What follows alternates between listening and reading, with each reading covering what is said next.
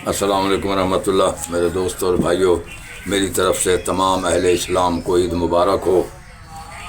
آج کا سبق ہے جی سورۃ بقرہ کی آیت نمبر 54 سے شروع ہے۔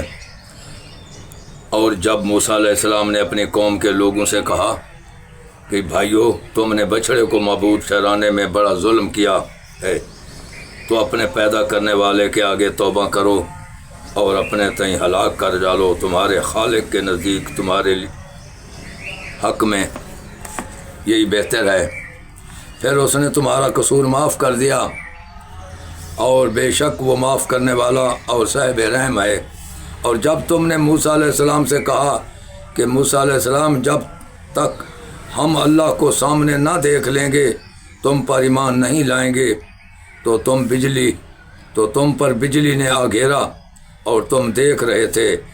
پھر موت آ جانے کے بعد ہم نے تم کو از سر نو زندہ کر دیا تاکہ احسان مانو، اور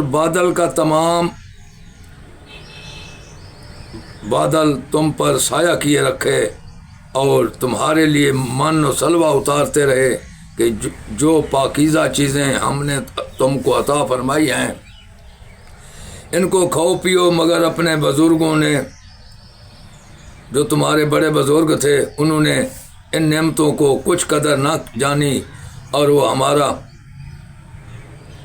کچھ نہیں بگاڑتے تھے بلکہ اپنا ہی نقصان کرتے تھے۔ بے شک میرے بھائیوں، کوئی غلطی کرتا ہے تو اپنا نقصان کرتا ہے، اللہ تعالیٰ کا کوئی نقصان نہیں ہوتا۔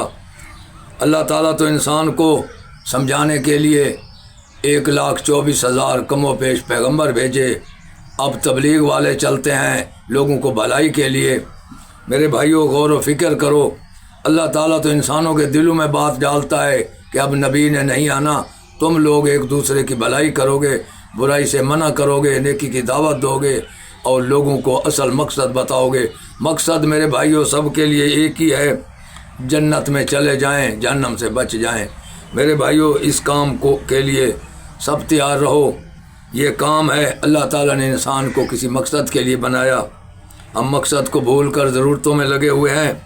میرے بھائیوں، آگے آیت نمبر 58 میں فرمایا، اور جب ہم نے ان سے کہا کہ اس گاؤں میں داخل ہو جاؤ اور اس میں جہاں سے چاہو خوب کھاؤ پیو، اور دیکھنا دروازے میں داخل ہونا تو سجدہ کرنا، اور حتّاتن کہنا، ہم تمہارے گناہ معاف کر دیں گے اور نیکی کرنے والوں کو اور زیادہ دیں گے۔ بے شک تو جو ظالم تھے انہوں نے اس لفظ کو جس کا ان کو حکم دیا تھا بدل کر اس کی جگہ اور لفظ کہنا شروع کیا، بس ہم نے ان ظالموں پر آسمان سے عذاب نازل کیا کیونکہ نافرمانیاں کیے جاتے تھے۔ اور جب موسیٰ علیہ السلام نے اپنی قوم کے لیے اللہ سے پانی مانگا تو ہم نے کہا اپنی لاٹھی پتھر پر مارو۔ انہوں نے لاٹھی ماری تو پھر اس میں سے 12 چشمے پھوٹ نکلے اور تمام لوگوں نے اپنا اپنا گھاٹ معلوم کر کے پانی پی لیا۔ ہم نے حکم دیا کہ اللہ کی اطاعت فرمائی ہوئی روزی کھاؤ اور پیو، مگر زمین میں فساد کرتے نہ پھرنا۔ بے شک میرے بھائیوں، فساد سے اللہ منع فرماتا ہے، دوسرے انسانوں کو نقصان دینا اللہ تعالیٰ منع کرتا ہے۔ میرے بھائیوں، سب سے بڑی نیکی ہے انسانیت کی خیر کرنا۔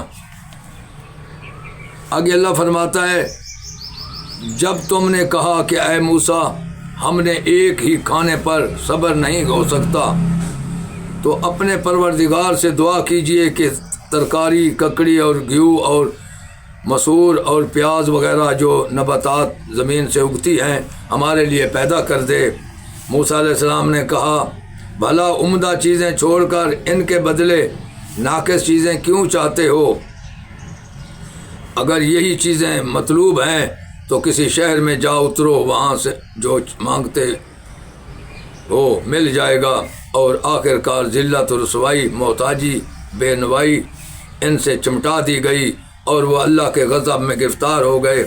یہ اس لیے کہ وہ اللہ کی آیاتوں سے انکار کرتے تھے اور اس کے نبیوں کو ناحق قتل کرتے تھے، یعنی یہ اس لیے کہ نافرمانی کیے جاتے اور حد سے بڑھے جاتے تھے۔